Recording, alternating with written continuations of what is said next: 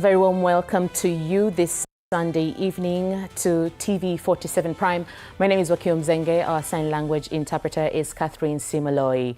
TV 47 Prime starts now. Police have launched investigations into the attack on a school bus that was ferrying students of 𝐵𝐻𝐻𝐿 School on Saturday. And as 𝐻𝐿 𝐼𝐻 now reports, the Deputy Inspector General of Police, 𝐺𝐵𝐿 𝐼𝐻𝐿, now says investigations into the attack have commenced.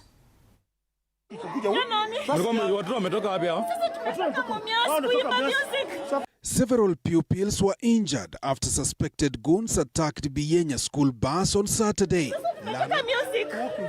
What do you do? Take these children to the hospital right away. Learners were returning from a music festival in Kakamega.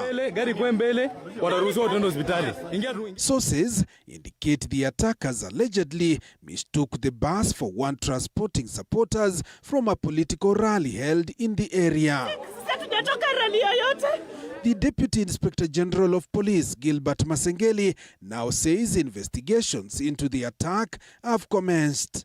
Wale kunsu walifanya hiyo kazi, nataka kuhakikishia polisi wanawafuata na tutawashika, watafikishwa mahakamani. Political leaders have condemned the stoning of a school bus during an incident at Harambee Market yesterday, terming the act unfortunate and unacceptable. You cannot succeed by causing violence to children.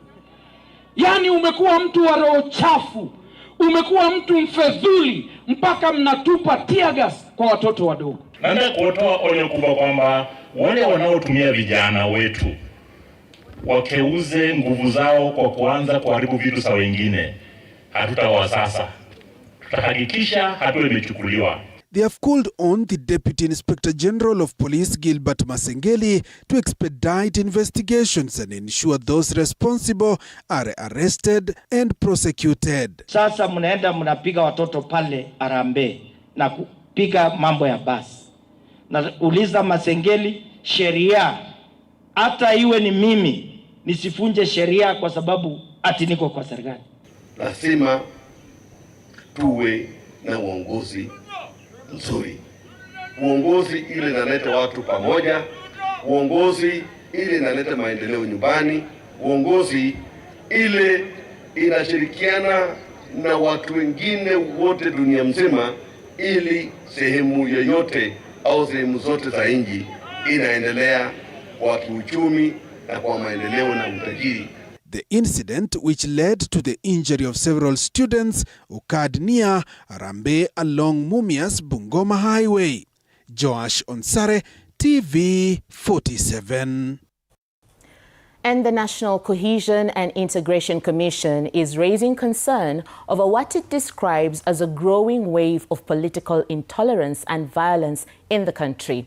The Commission is now urging leaders and citizens alike to reject intimidation and embrace peaceful, issue-based politics ahead of the 2027 general election. Mudhoni Brenda tells us more.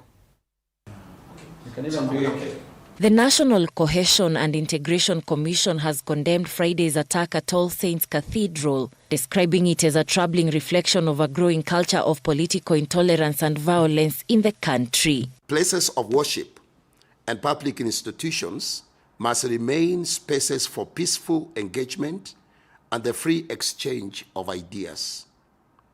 An attempt to disrupt lawful gatherings or silence differing opinions through intimidation or violence is a direct affront to the Constitution and the democratic values that bind our nation together.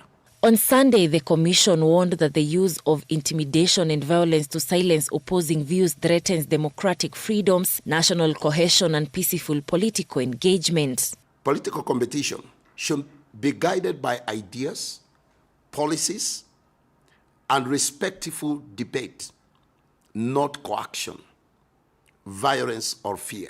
According to the Commission, the growing culture of political intolerance and violence demands urgent national attention. NCIC has also turned its attention to young people, cautioning against their involvement in political violence and intimidation. Kenya's youth are a vital force of innovation, peace, and nation building.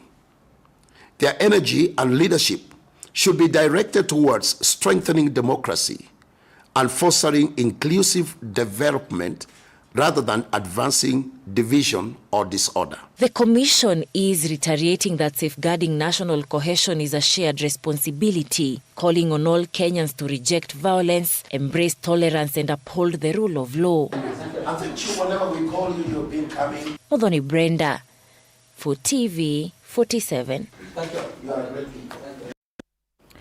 Still on that matter, the united opposition has condemned what it describes as organized attacks by goons in places of worship. The opposition leaders called on the government to take decisive action against the growing insecurity.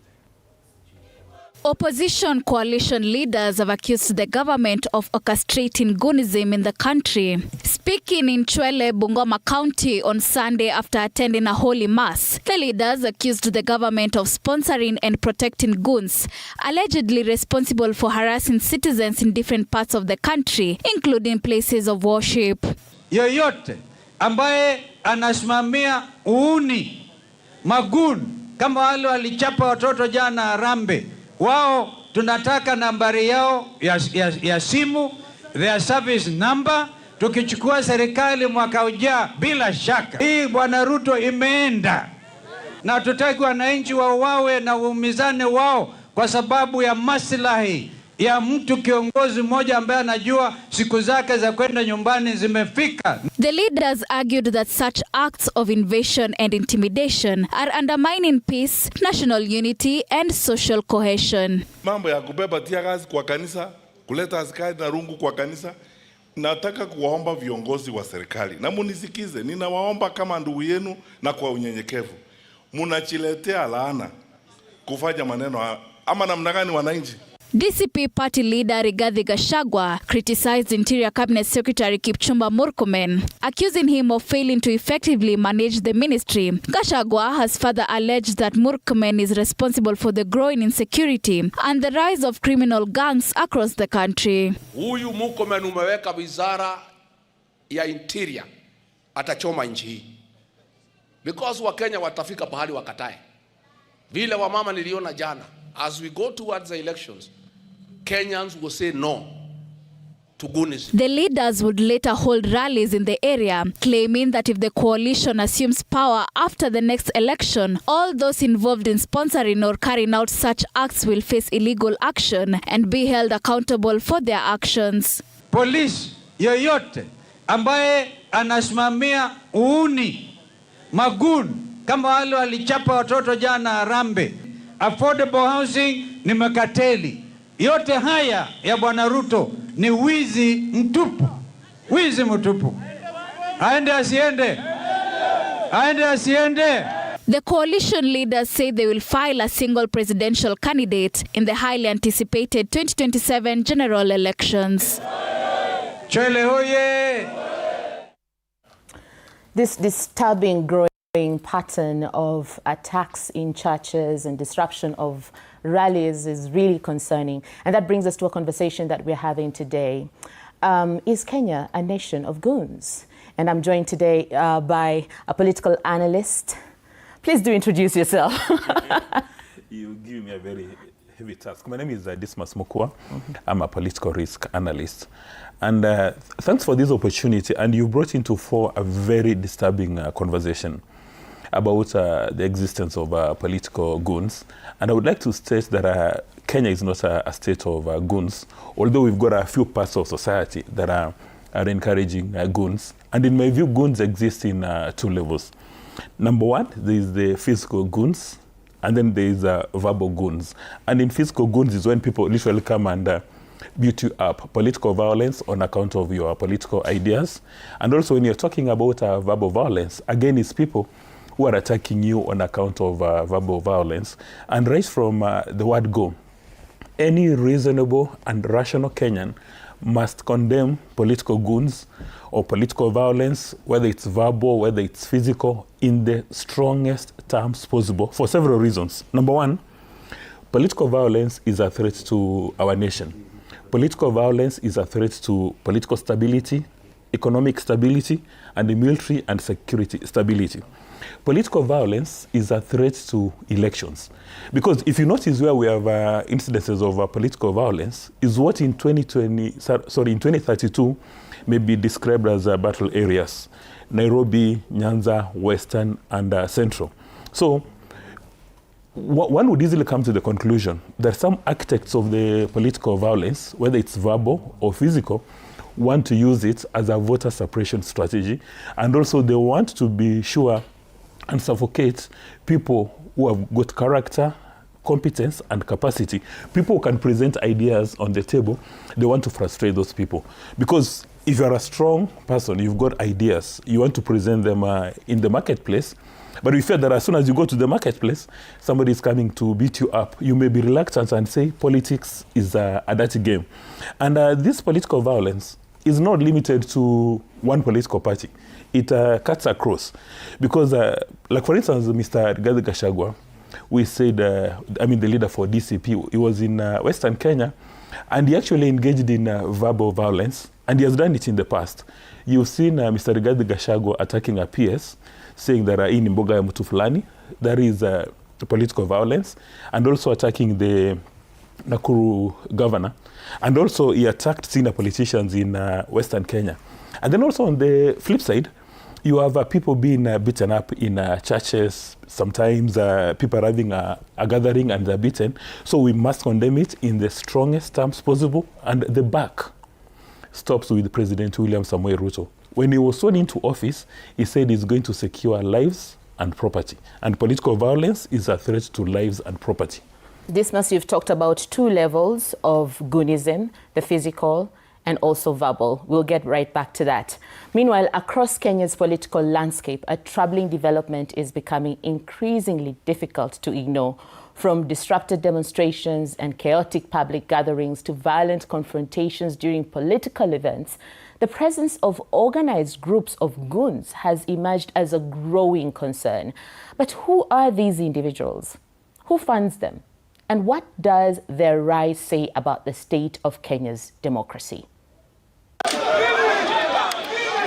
On Friday, what was meant to be a solemn and civic-minded budget forum at All Saints Cathedral turned chaotic after groups of suspected goons stormed the event. Midway through the presentations, these rowdy individuals forced their way in. The CCTV footage shows how they forced their way into the church premises,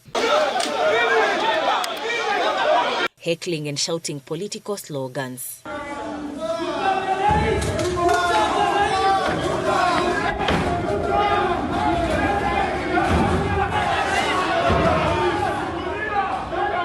The sanctuary, often regarded as a neutral ground for public dialogue, had hosted a gathering where civil society leaders and citizens were dissecting the government's fiscal plans.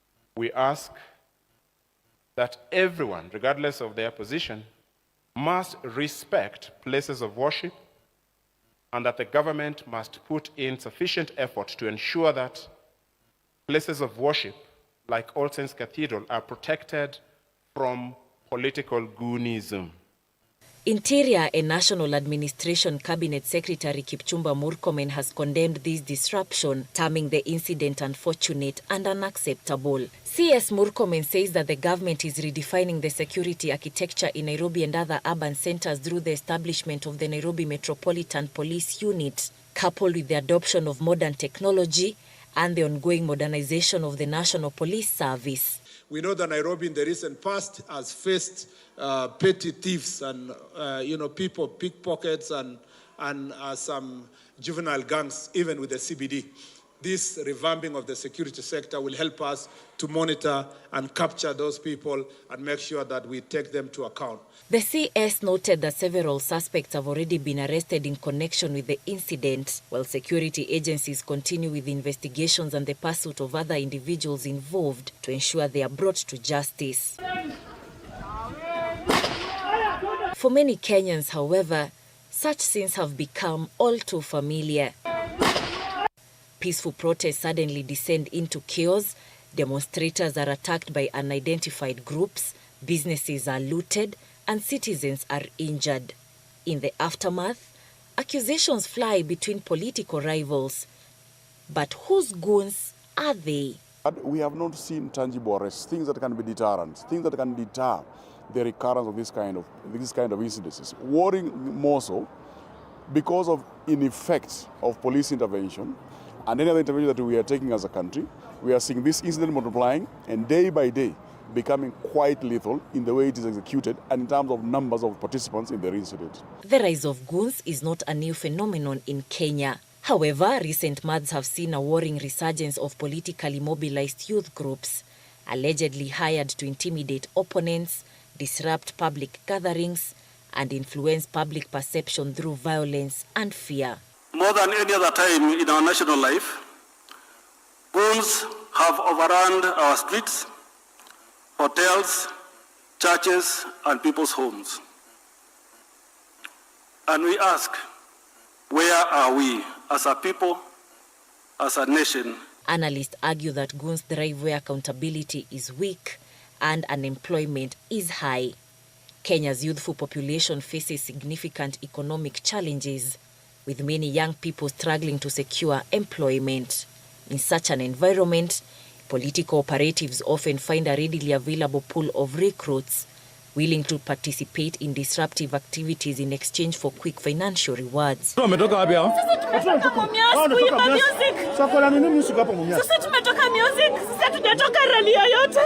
question facing Kenya is no longer whether goonism exists.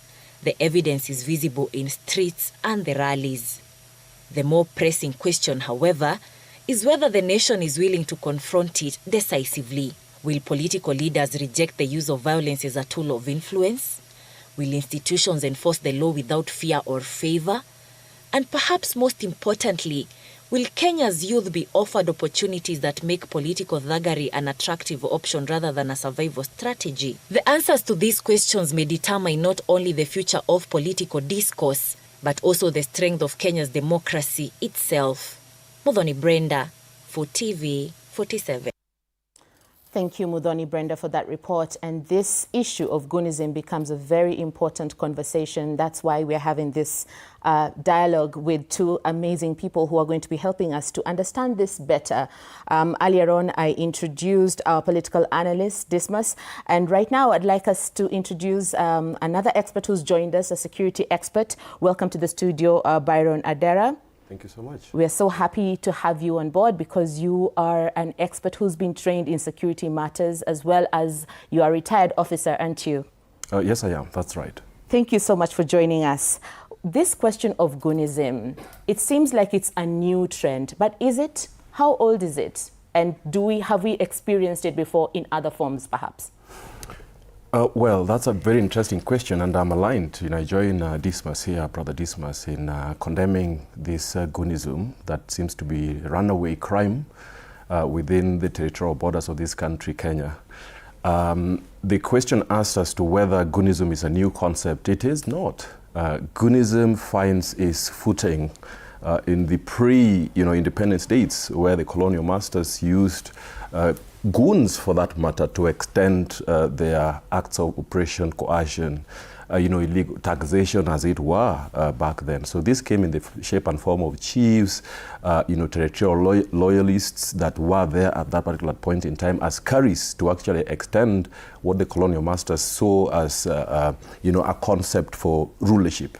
And of course, then you usher in the independence, and what KANU demonstrated under Kenyatta era was ideally, goonism, by weaponizing ethnic, or rather what you'd call militia, with state power. So basically that was the form of governance, to rain terror on dissidents and people that were not seen to be aligned. And of course you'd want to talk about the Moi era, which was associated with the youth wingers, usher in multipartyism, and of course then there was the blowout of the ethnic weaponization, and which of course the composition of militia, which were basically ethnically composed, to actually extend the concept of goonism. Look, post-election violence was one of which that was said to have had a rather very large-scale organization, as the WACI report did actually say, that there was that which was said to be organized, and of course which caused extreme destruction. If we all remember post-election one, and some of us participated, I remember part of that time was a lieutenant, holding fort in the most, affected regions. I was in Eldoret, and some of the things that did happen were actually happening when you were actually in the theater itself. The loss is untold, as Dismas said before I got on set. If you looked at the economic destruction and every other thing that did happen during that time, 1.5 billion USD in terms of just the economic cost, and the loss of lives attributable to Goonism during that particular point in time. So it's not a new concept. What we see is something that's evolved, that Jean-Baptiste said, the more things change, the more they remain the same. Perhaps the playing ground remained different, but the political capital that is actually the driving force of this, which of course then if you look at the political and the social ecosystem that exists in this country today as the baseline for Goonism, is something that leaves a lot to be desired, and something that of course then what we have to say, as I'm aligned, has got to be condemned in the strongest terms possible. And from your experience and the training that you've received, when you look at what is happening on the ground, the gangs and the road blockages and the attacks on the churches, what do you see? Is this the coordinated disruptions? What are you seeing as an expert? Well, as I said, we've attached too much premium to politics. I mean, the two bedmates right about now, which is the political and the social structures within the society that we live in today, is what is actually the driving force behind this. So we attach too much premium that, you have to win at all costs. And so there's the growing fodder. In a sense, you have over 60% of unemployed and employed youths, because who are goons, if you go to define who goons are? This is the growing, kind of pool of unemployed and unemployed youths that are, of course, not directed. So that's a strong force that you have there in your own hands. And if you looked at what then the way we are structured as a society, and of course then we attach too much premium to politics, and of course everything goes. We have runaway corruption, so then you turn around and you look at someone who is more than willing to take a shilling to actually just scrap his life by. So it's a game of survival as well. So if you see the political investment side by side with youth that are looking at this space as crime pays and is a viable, employment, then you have the presence of goons serving, and acting as political patronage. But that said, the gravest danger which you now see with the degradation and the corrosion you see in the society today means that no holds are barred. I mean, if you now see people going to church like that, then respect to life doesn't matter anymore. Respect to institutions such as religious institutions, which institutions that really did command that level of respect, then it means that we have fallen to a very new low. That in itself is a grave danger, to not just, if you looked at them as isolated incidences, which they are not. If you look at them from the national security perspective, yes, we are staring in the face of grave dangers to the country. You've mentioned the youth, and when we come back, Dismas, please, let's touch on the demographic. Who are these goons was the question that we asked earlier on.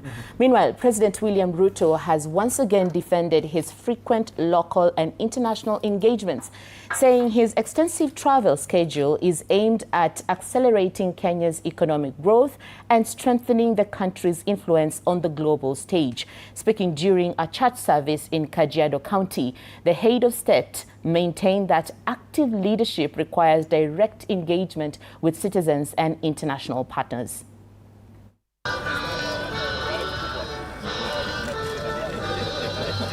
President William Ruto has dismissed criticism over his frequent travels, saying his movements across the country and abroad are driven by a commitment to transform Kenya's economy. Speaking at Nkarusha Seventh-day Adventist Church in Kajiado County, the president said leadership demands constant engagement with wananchi, investors and global partners to unlock opportunities for the country. ODM party leader Oburu Oginga, who was also present for the service, equally was in defense of President William Ruto over criticism of his frequent county tours, dismissing claims that the visits amount to premature campaigning. And Your Excellency, I can tell you that the type of energy you have, moving all over the country, jumping up and down, I have never seen any president doing that since I was born. Saa zingine wanasema mbona rais amekuja kutoka ng'ambo juzi, amekuja akaenda sijui kufanya mkutano na watu ya Marsabit, ametoka hapo ameenda Kakamega, ndio huyo ako Kajiado, sijui atakuwa wapi.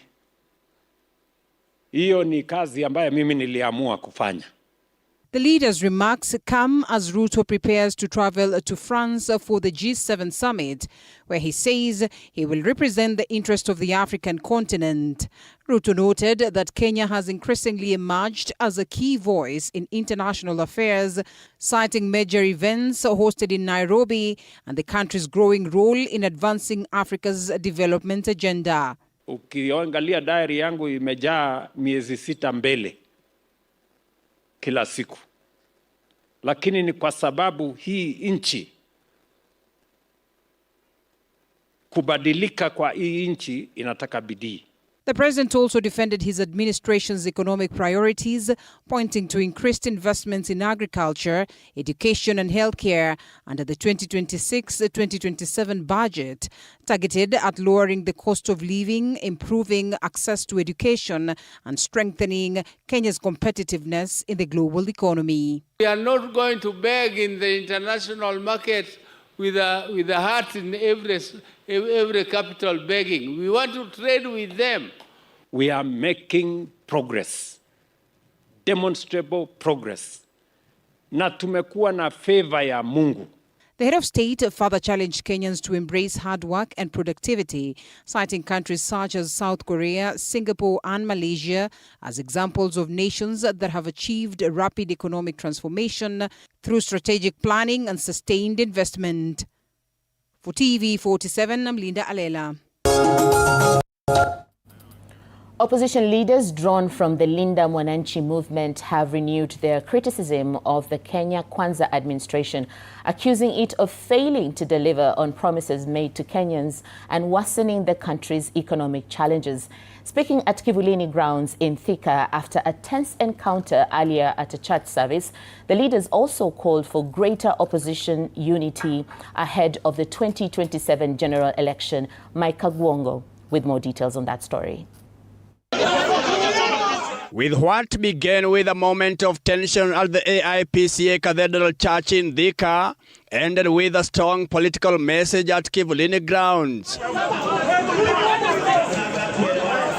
A brief commotion erupted after opposition leaders, among them Nairobi Senator Edwin Sifuna, Embakasi East MP Babu Owino and MP Majim Kalasinga, were initially blocked from accessing the church before later being allowed in.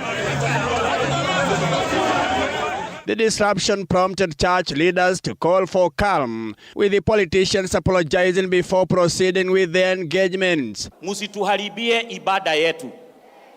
Huwa tunafanya ibada kwa utulivu, na kwa hivyo naomba tafadhali. Nasema poleni sana, sio kawaida yetu, na tukisonga mbele Bishop vile umetuhubiria hapa, sisi kwa sababu ya hiyo makosa tulijipiga fine tu sisi wenyewe.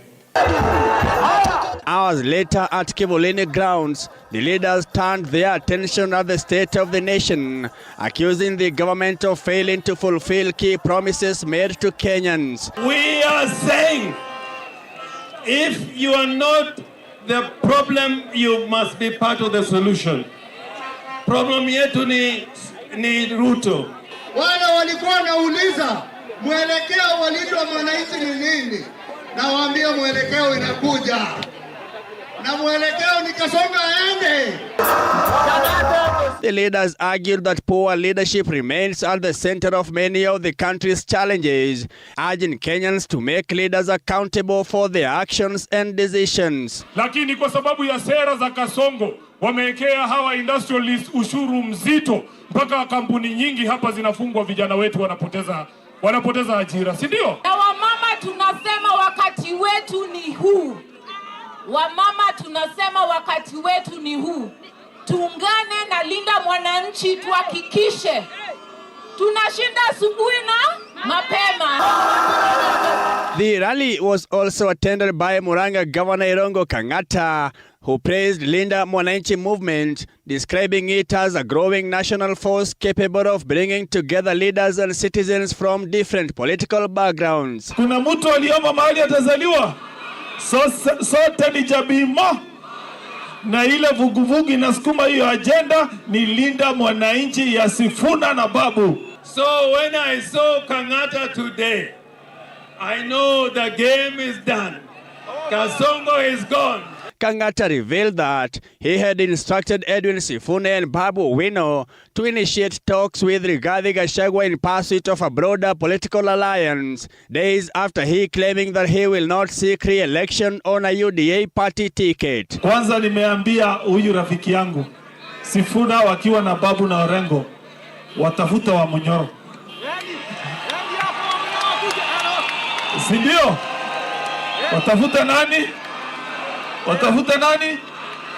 Mimi hakuna kitu nataka. Sifuna echoed the call for unity, saying opposition leaders were ready to engage Gachagua and other political players in efforts to build a formidable coalition ahead of the next general election. Tuweke kura ya Mulima pamoja, tuweke ya kina Kalonzo na Ukambani pamoja, tuweke ya Gen Z pamoja. Wewe jamaa atapitia wapi? As political engagements continue to take shape, the leaders maintain that unity among opposition forces will be key in challenging the current administration and offering Kenyans an alternative path forward. With Linda Mwananchi leaders intensifying a scathing attack against President William Ruto's Kenya Kwanza government, calls for unity amongst the opposition leaders have also increased on their bid to make President William Ruto a one-term president. Mike Kagwango, TV 47, from Kivulini grounds in Thika, Kiambu County. That story by Mike Kagwango takes us on a short break. We'll return with more. And remember that we are in studio with Dismas Mokua, who's a political analyst, together with Byron Adera, who is a security expert, and we are discussing this menace called Goonism, so don't go too far.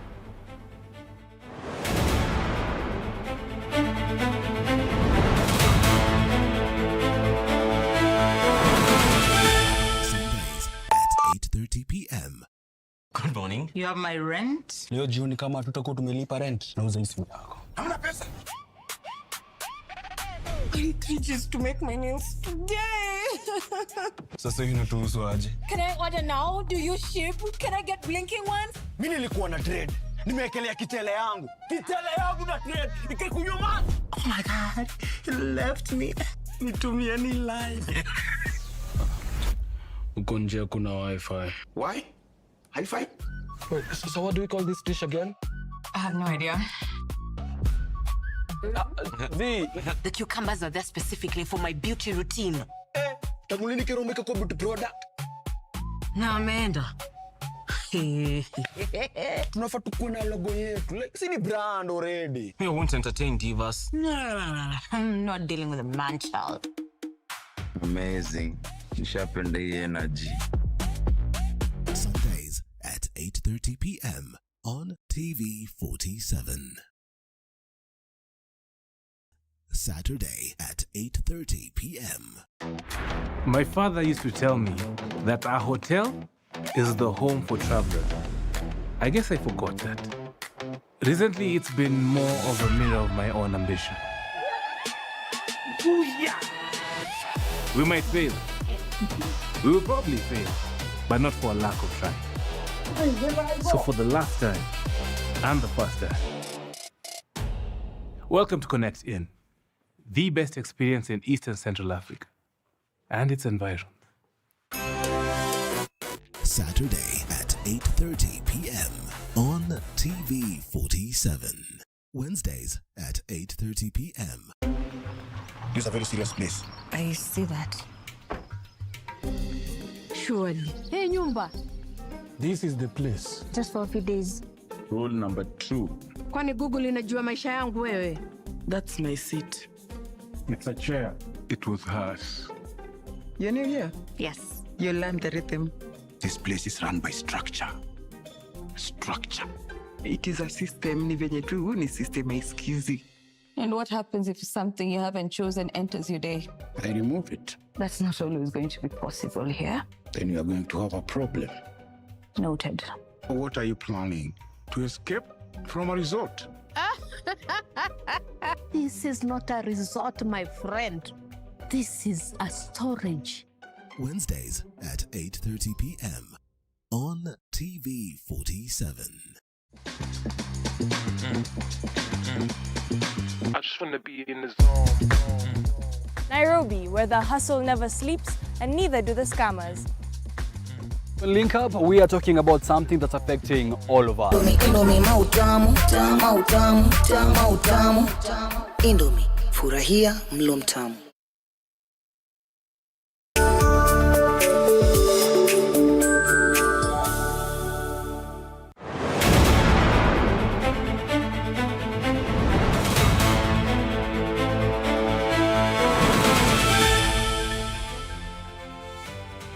Thank you so much and welcome back. Thank you for keeping it TV 47 Prime.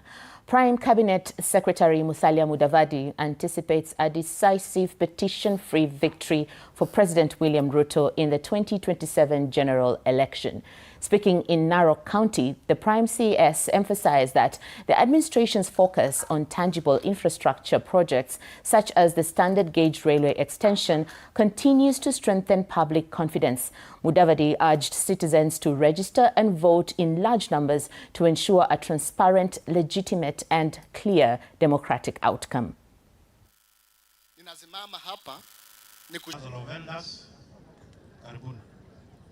Tujiandikishe, tupige kura, tutoke.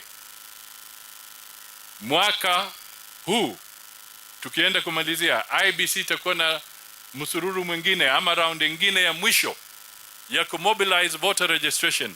Sasa inaendelea, lakini kutakuwa na ile final push. Mimi nataka niwaombe wakaaji wa Narok mjitokeze kwa wingi, wa Kenya wajitokeze kwa wingi. Tuchukue hiyo kura, tuhakikishe kwamba when the election comes in August, mambo hayo tunamaliza kwa round ya kwanza. Not a second round, and we don't want a rerun, and we don't want a petition. Meanwhile, Kenyans are set to pay less for fuel after the Energy and Petroleum Regulatory Authority, IPRA, reduced diesel prices by 10 shillings per litre in its latest monthly review as promised by President William Ruto. The new prices, effective from midnight June 15th to July 14th, place super petrol at 214 shillings and diesel at 223 shillings per litre in Nairobi, while kerosene remains unchanged at 191 shillings. Michelle Mwangi with the details of that story. Relief is on the way for motorists after the Energy and Petroleum Regulatory Authority, EPRA, announced lower fuel prices for the June-July review cycle. Effective midnight, super petrol will now retail at 214 shillings, while diesel will sell at 222 shillings. Kerosene remains unchanged at 191 shillings and 38 cents per litre. And while prices vary slightly across other regions, the latest review signals broader relief for consumers and businesses grappling with high energy costs. EPRA says the new prices will remain in force until July 14th. The regulator attributes the review to movements in international fuel costs and prevailing market conditions. To cushion consumers from rising global oil prices, the government has injected approximately 10 billion Kenya shillings from the Petroleum Development Levy Fund to subsidize diesel and kerosene. The intervention comes amid growing uncertainty in global energy markets fueled by tension in the Middle East. Hii nchi ya Kenya, Mheshimiwa Rais, hata tangu vita itokee kule Middle East, hatujawahi kuwa na ukosefu wa mafuta hata siku moja. Speaking during a church service at Nkarusha Seventh-day Adventist Church in Kajiado County, Energy Cabinet Secretary Opiyo Wandayi has assured the country of sufficient fuel stocks through the end of July. He says the reduction in diesel prices is expected to lower operational costs, as he urged public service vehicle operators to pass the savings on to passengers through reduced fares. Tunaweza ongea juu ya bei, lakini mafuta yenyewe imekuwepo, Mheshimiwa Rais. Hiyo ni kulingana na uongozi wako na mikakati ambayo umeweka kwa katika serikali yako kuu, Mheshimiwa Rais. Whether the latest reduction translates into lower transport costs remains the question that many Kenyans will be asking. Michelle Mwangi, TV47, Nairobi.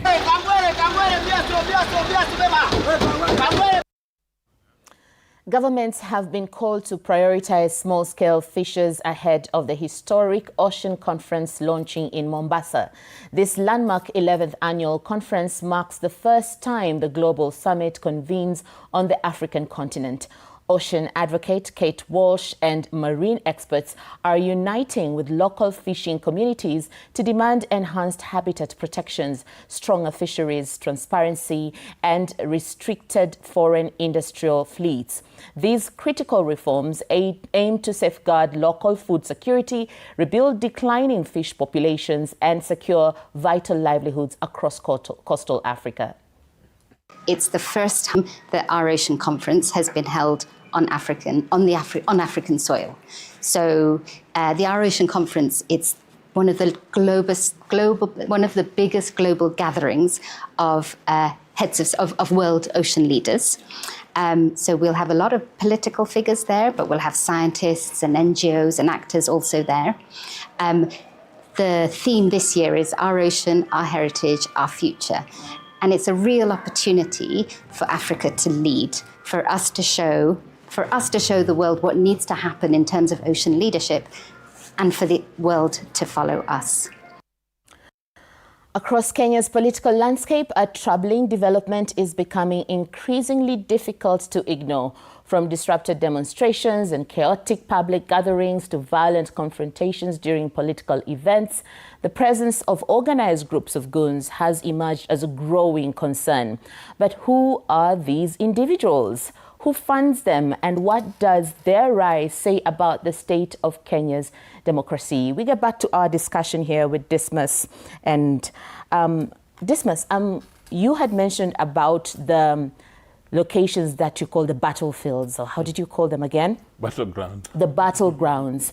But there's also a very interesting battleground in the digital space where the intimidation can still happen. Please tell us, as a political analyst, what impact does that look like? Well, you know, when you're looking at that political violence, whether it's physical, verbal, or now digital political violence, the consequences are almost the same. Because the intention of the architects of political violence is to intimidation, manipulation, misinformation, and disinformation. For instance, you may have so many people who want to run for political office, but because they fear the digital violence or the verbal violence or the physical violence, they'll not offer themselves for election. What does that mean? It means there are people who score an A in this political violence are the ones who get elected into office. And for some reason, there's a good part of Kenyans who actually like leaders who engage in political violence. And they vote for them to get into office, which is unacceptable. In an ideal democracy, you are supposed to have candidates for political office going to the marketplace and selling their ideas, not intimidation, not manipulation, not misinformation, and not disinformation. But for some reason, you'll find Kenyans rewarding these people. They reward them, they give them a political office. And that is why it's critically important for the responsible officers, the Inspector General of Police, to engage in proactive investigation, which is led by intelligence, and ensure that you do not only arrest what you may call watu wa mkondo or kandamoko or jolwedo, the guys who engage in the actual work, but the people who sign on the dotted lines, the people who give them money. Because when you speak to scholars and practitioners, they say there is evidence that these guys who engage in violence, they do not move on their own motion. They must be given resources. And then for some of these politicians who've got a lot of political power, immense political capital. When they speak, then everybody within their rank and file, they start engaging in insults. And that is the reason why you find the majority of people don't want to run for political office. And also this political violence is used for voter suppression. Because somebody would say, why would I wake up early in the morning to go and cast my ballot if on the way I'm going to stop a bullet or somebody is going to give me a beating? So they decide to stay at home. And in my view, if the responsible officers under President Ruto does not take proactive action, then this political violence, anchored in misinformation and disinformation, may corrupt the elections for next year, and Kenyans will not get the leaders that they deserve. Kenyans will get people who have scored in political violence. And if that is the case, and you know, there's again, studies have been done. There's a thin line between political violence and meritocracy. If Kenya wants to go to Singapore, if you want to create wealth and employment opportunities for everybody else, you must place a premium on meritocracy. Majority of people who have meritocracy have no time for political violence. People who have challenges in meritocracy, people who have challenges with character, capacity, and competence, place a huge premium on political violence. And you know, there are a number of initiatives across Kenya. Like, for instance, there's a gentleman called Bosire. Bosire is an ODM official who comes from Kisii.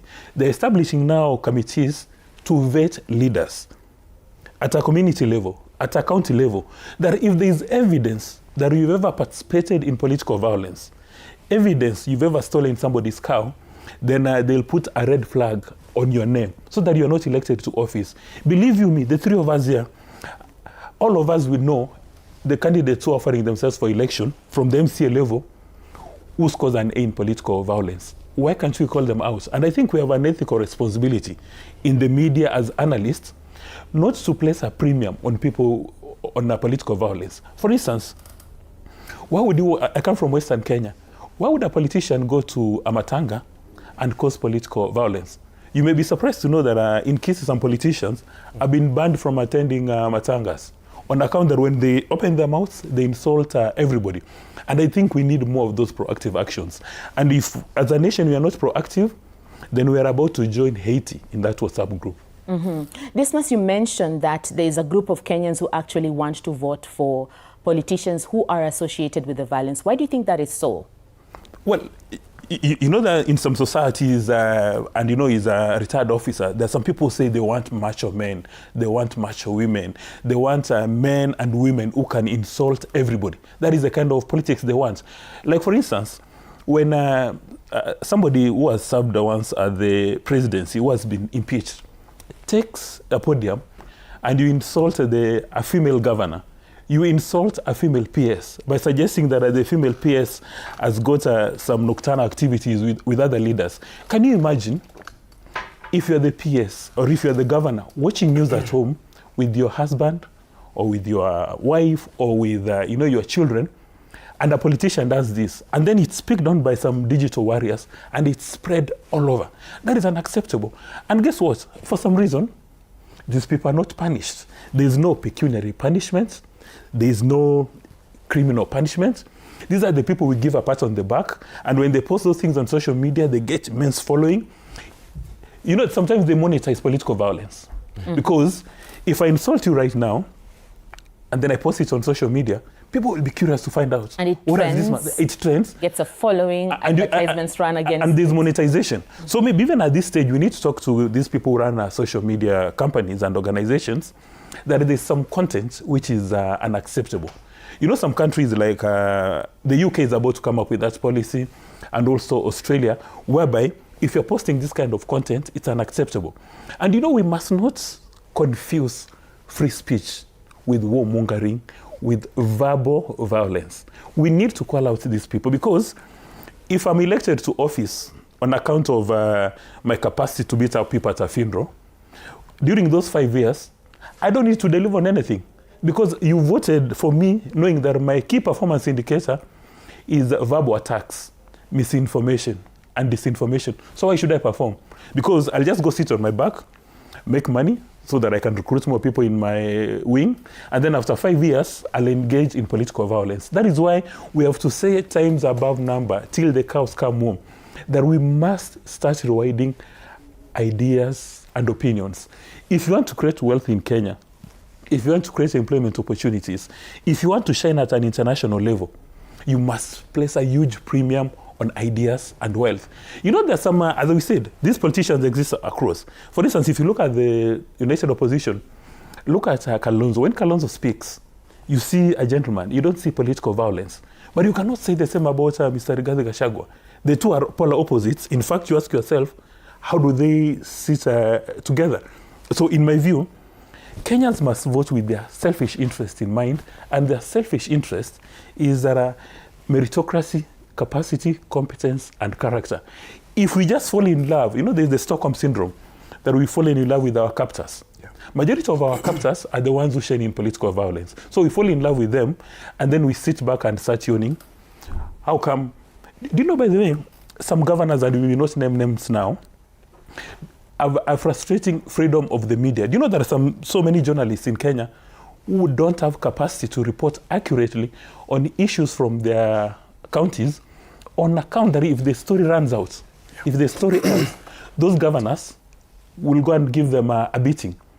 While the Constitution provides for freedom of speech, freedom of association, a number of governors, and we warn Kenyans that a number of governors will become warlords.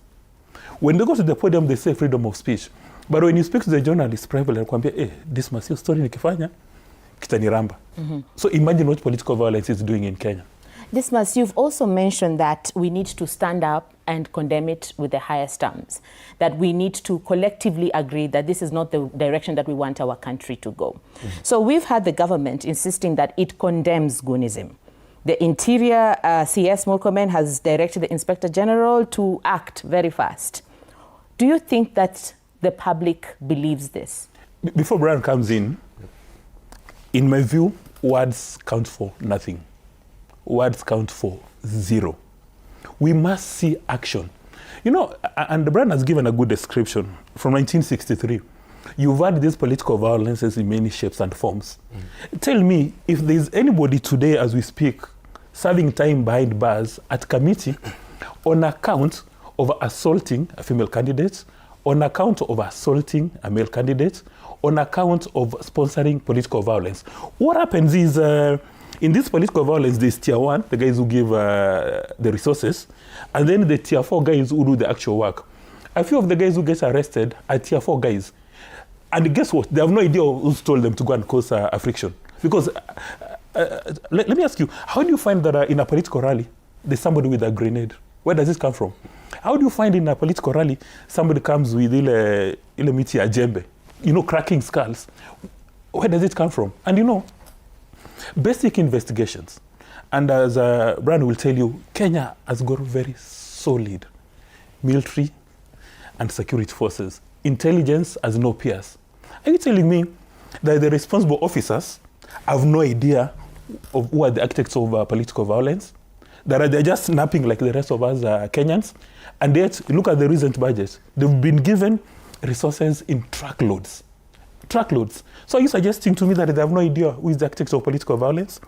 And are you suggesting to me that the Inspector General, sitting at his office, is happy when he sees schoolboys, schoolgirls, an old lady going about her business, being given a beating on account of her political beliefs? You saw not long ago a lady and the son shared a tattoo of the head of state. We're talking about casualties. And I don't know whether there's anybody behind bars. You remember there used to be a program, I'm not going to mention the name of the TV station, that iwe funzo kwa wengine. I don't know whether, as a security expert, whether there's any funzo kwa wengine right now. Maybe he should tell us right now, what has been your experience? Well, thanks for the very interesting question, and of course the assertions that are made by Dismas speak to a number of very concerning developments, so to speak. The insidious threat that Goonism causes, especially with the normalization of Goonism or wanton destruction and even death, coercion, and intimidation, is something that's dangerous. And I mean, yes, I highlighted some of the examples here, that when we simplify some of these weighty issues and then normalize them and rationalize them, eventually obviously normalizing them, then it becomes a danger. The very fact that crime seems to pay, and the bigger the crime, it pays more. And of course, based on the altar of political sanctification of that criminality, or those acts of criminality, you know, the bedmates that Goonism and the political enterprise is really dangerous, because politics and the political element of national power, if you looked at the whole sum total of the elements of national power, is really one of the defining elements of power. What Dismas has also said in terms of the political elements being elected and people who show up and beat people up in, you know, funerals, he's spoken of a monkey essentially.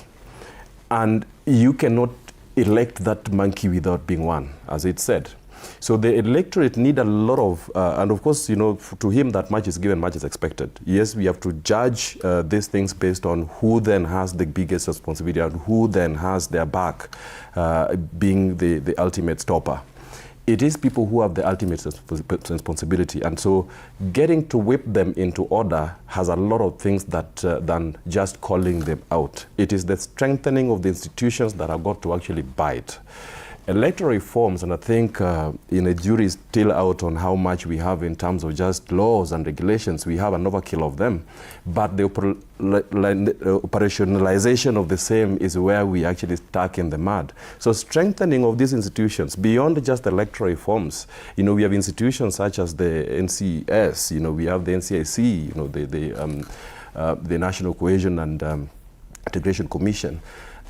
Seem not to, beyond the educational perspective and the mediation, they should actually be having the power to actually just, you know, grab people, take them before the arc of justice, and get people to be set, you know, a date for in the prisons that we have. I mean, we have far too many as well. So if you look at the architecture that this Goonism is growing on, and the ecosystem and the field that really just does inspire this, and the question that you just did ask as well at the beginning, it may seem very, very rational, but the rationalization of the same is actually stuck in some of the research elements that have been done. In 1982, we had a gentleman, Magaji, that did, you know, come up with a framework that did talk about a vast array of elements of psychological research, and most of which are really just, you know, having their bed in Project Kenya. Mm-hmm. If you talk about the instigators of acts of aggression, so the sum total of internal motivations, there are far too many.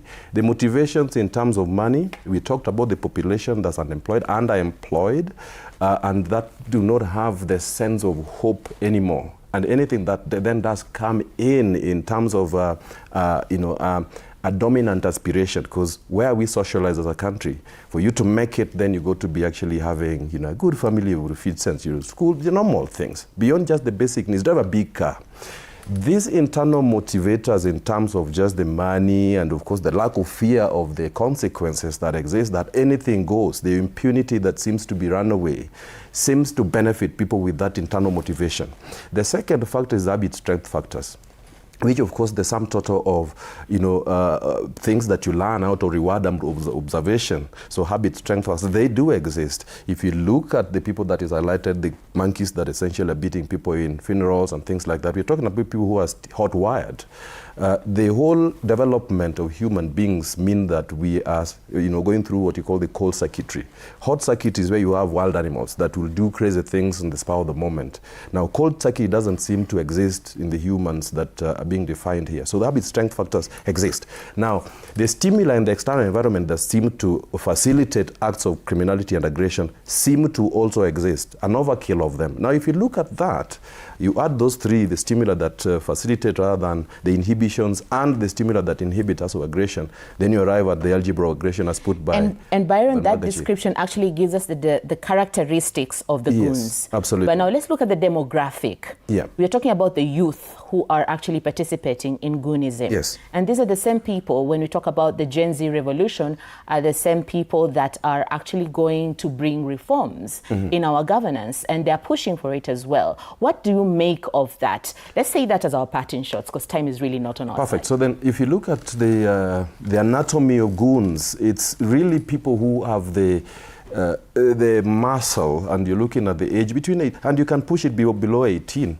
I mean, if you look at some of the criminal gangs that have been highlighted, there are boys that have just gotten out of school, some are dropped out of school, some from primary school, secondary school, and even just tertiary levels. So between, I would say, quite honestly, 10 to perhaps 35, the able-bodied individuals. And sorry to say, this again at the backdrop of the Men's Mental Wellness Month, majority of goons are men. No. Not many, not more times. I think there's a growing number, yes, of females, but then you have... So if you were to ever look at how to morally rearm as a nation, you would have to really ask the hard questions that how do we whip up, you know, everybody else in the society to morally rearm. From that perspective, I think we should be having a very strong baseline to actually start doing the right thing.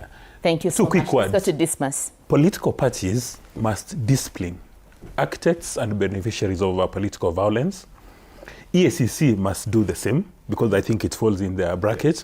And then also IBC must stop people from running on account of political violence. But more important, voters must reject any form of political violence. Because if somebody scores an A in political violence, verbal violence, digital violence, believe you me, that person has no capacity to transform your life. And whether you're running for president, whether you're running for MCA, we must call out. We need gentlemen. You know, at some stage you were being told, you remember the way they described Musalia Mudavadi, a gentleman in the Kenyan political space. We need gentlemen and we need ladies that we know them about their ideas and opinions. At some stage, a CEO in Kenya said that Kenyans are peculiar and he got a beating. But I think sometimes our voting patterns reflect peculiar. Somebody has stolen Mura's cow, cannot be the chairman of a cattle dip. When during the election process, we vote for them. When they're arrested by EACC, we go and demonstrate. Tunasema mwizi wetu. And this person has stolen resources which are supposed to buy drugs for you. When your family members die of a disease, when they die of malaria, then you wait for the same politician to come to your funeral and insult people by making 90-year-old women line up to be given 100 bob. I mean, what? I don't know whether I should say that we lose our rationality. How do you reward political violence? This guy who was engaged in political violence will go and steal your entire budget. Yeah. There are no hospitals. There are no roads. Nothing works. All the money has gone into his pocket. Your relatives die. When it comes to the funeral, you know the way they go to the funeral in the countryside? They come with their mobile toilets, they come with the velvet seats, and then they give you money, and then you clap for them. Stockholm syndrome. I know we can talk about this till the cows come home, but we must place a huge premium on character. Because what we're discussing here, political violence, verbal violence, and the digital violence means there is no character, both for the leaders we elect, and at some stage, the voters.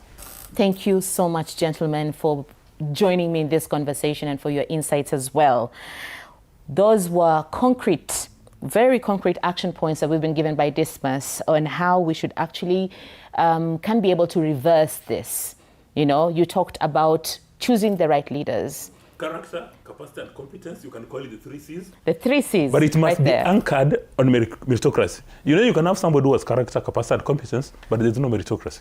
Thank you so much, gentlemen. That was a lovely conversation and very insightful as well. I look forward to having you guys again so that we can expound on this conversation even more. Thank you so much for joining us as well. This has been TV47 Prime this Sunday evening. I'm 𝐷𝐿𝐿𝐿 Mzenge, and our sign language interpreter was Catherine Simaloy. From all of us here in the studio, we want to wish you a good night.